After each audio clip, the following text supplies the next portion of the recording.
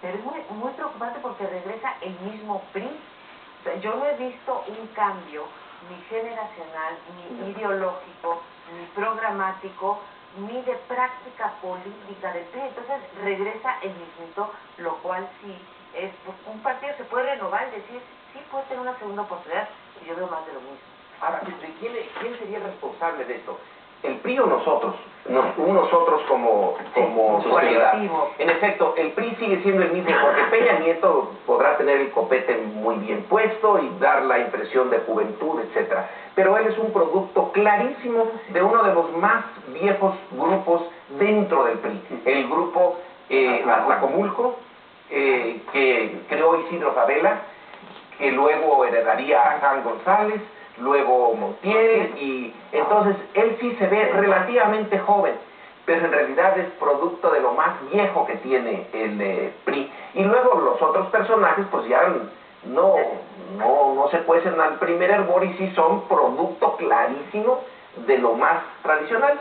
El resto de la cúpula priista son físicamente, moralmente, políticamente viejos, producto de algo añejo.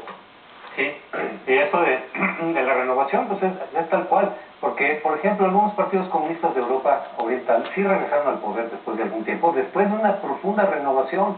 Es el caso de Polonia, por ejemplo, de Hungría, de Eslovaquia, que sí cambiaron la ideología, se hicieron más moderados, renovaron generacionalmente, pero ahí sí también con prácticas, no solamente con caras, y regresaron al poder.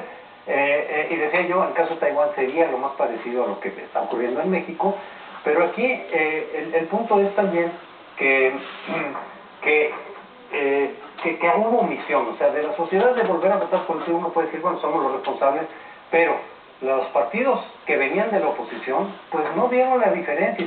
El PAN tenía la responsabilidad y tenía también la conveniencia de marcar la diferencia, porque sabíamos que iba a tener, digamos, mayor inexperiencia, menos aptitud, pero de pronto se ve como una mala réplica del PRI, porque ni hacía las cosas bien, ni sabe gobernar de la misma manera, ni tenía la misma experiencia, y no combatió la corrupción y la impunidad para marcar una diferencia respecto del PRI. Y del PRD podríamos decir también otras cosas, una ideología muy añeja, pero también corrupción donde ha gobernado, y sobre todo una conflictividad interna y un divisionismo que es lo que lo acaba.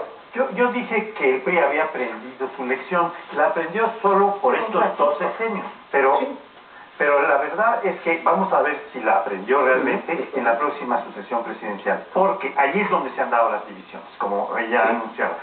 Y ahora está muy claro que no se entienden Paredes con Beltrones ni con Peña Nieto, y que el principal promotor de Peña Nieto, según declaraciones que hoy le escuché a Carlos Navarrete, es Carlos Salinas de Gortari, que le fue a pedir a Navarrete que se entrevistara con Peña Nieto. Este chiste ya nos los cuentan después, porque ahorita sí ya forzosamente nos vamos a corte. Bueno, y la semana pasada también nos enteramos de un escándalo más del legendario Marcial Maciel, que también es el fundador de los Legionarios de Cristo, legendario y legionario de los de Cristo, y decían también los Millonarios de Cristo, sí los conocían a esa institución. Pero el caso es que sabemos de una de las varias familias que tenía formalmente siendo sacerdote, pero ahora los hijos salieron a decir que también ellos eran objeto de abuso sexual y de pederastia, por lo tanto, con sus propios hijos, lo cual, bueno, pues incrementa evidentemente el nivel de escándalo. Aquí vemos, esto contrasta por el otro lado con la férrea oposición que tiene la Iglesia respecto de, por ejemplo, los matrimonios gay, que pareciera que no tiene nada que ver, es decir, pareciera una doble vara. Es decir, por un lado estás penando una expresión más que históricamente ha existido en la sociedad, que es la homosexualidad, y por otro lado, pues está estos casos, que sabemos que hay muchos, porque constantemente estamos conociendo de casos de pederastia en diferentes partes del mundo, Irlanda, etcétera. Y claro, uno no puede llegar a la conclusión de que porque hay algunos pederastas entre el clero católico, en este caso, todos lo son. No, pero el punto aquí es que esos pederastas han gozado de encubrimiento y de protección de la jerarquía católica, de la Iglesia como institución. Entonces ahí la responsabilidad de esos pederastas, que podrán ser excepción y no la norma, la asume la Iglesia, y en lugar de expulsarlos, delatarlos, porque se trata de delitos penales de orden civil, no solamente de faltas religiosas de acuerdo a los códigos de la propia Iglesia Católica. Entonces los mandan para otro lado, donde siguen haciendo sus fechorías, sabiendo que hay una especie de encubrimiento y de complicidad, en este caso, que llega hasta los más altos niveles de la jerarquía católica. Llamar a cuentas a la Iglesia Católica es difícil, ¿no? Porque ellos dan cuenta ante Dios. Entonces ellos dan cuenta hacia arriba, no hacia abajo, aunque viven de abajo, porque si no hubiera la base popular, pues ¿de qué vivirían? De milagros sería la única posibilidad. Pero entonces no rinden cuentas en una época como la nuestra, en que se le está pidiendo que rindan cuentas todos, incluyendo aquellos que tienen o que dicen que tienen la venia de un más allá.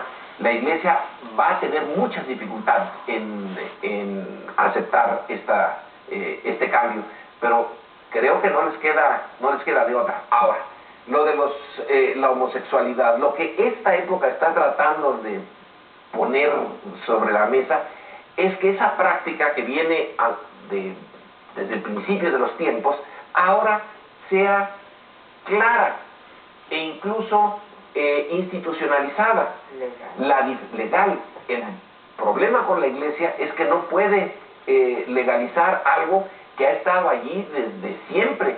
¿Cómo le va a hacer? No lo entiendo.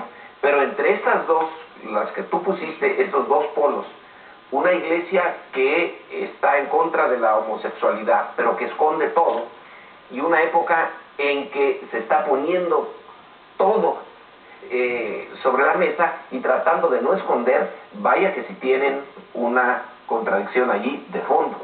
Es cierto, es un problema general y no lo tenemos que enfocar a los legionarios de Cristo ni al Padre Maciel y que se está dando, pero con todo respeto, sí, aquí sí es como la suma de todos los males o la suma de todos los miedos, ¿sí? Porque el Señor no solamente era, la pederastia se da entre los eclesiásticos y entre los civiles, ¿no?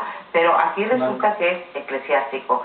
Era además el jerarca de esa legión o de esos legionarios de Cristo, de esa orden, fundador y jerarca, ¿no? Su líder.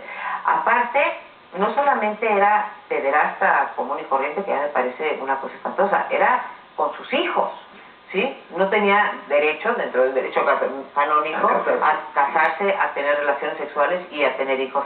Encima de que tiene hijos, aparte, abusa sexualmente de los hijos y aparte puede gozar del encubrimiento de esta institución que es la Iglesia Católica. Entonces, si es todavía, digamos, vamos poniendo mayor gravedad, si estuviéramos en el caso de un juicio, iríamos sumando años de prisión o años de salarios mínimos a pagar o años de culpa, como quieran ustedes. Y no puedo dejar de pensar, cuando han hablado ustedes dos, José Antonio y Lorenzo, de hacer pues los símiles cuando tú dices rendición de cuentas, y se tendría que llamar a la Iglesia la rendición de cuentas con la situación política y con los partidos que vivimos, que en donde hay impunidad, hay escándalos, hay impunidad, etcétera, y un símil más que no nos toca es el de los fueros. En efecto, ya no hay fuero eclesiástico desde nuestras leyes de reforma, desapareció el fuero eclesiástico, pero desapareció en el papel, porque en la ley, como mencionaba ahorita Lorenzo, si alguien tiene fuero, no nada más en este país, sino en el mundo, es la Iglesia, ¿no? Yo creo que vale la pena poner en perspectiva esta problemática, porque aunque es cierto que el problema de la pederastia, el problema de la prostitución, el problema, cualquiera de los problemas, se dan en todos lados y en muchas épocas, estamos en presencia de un asunto verdaderamente escandaloso.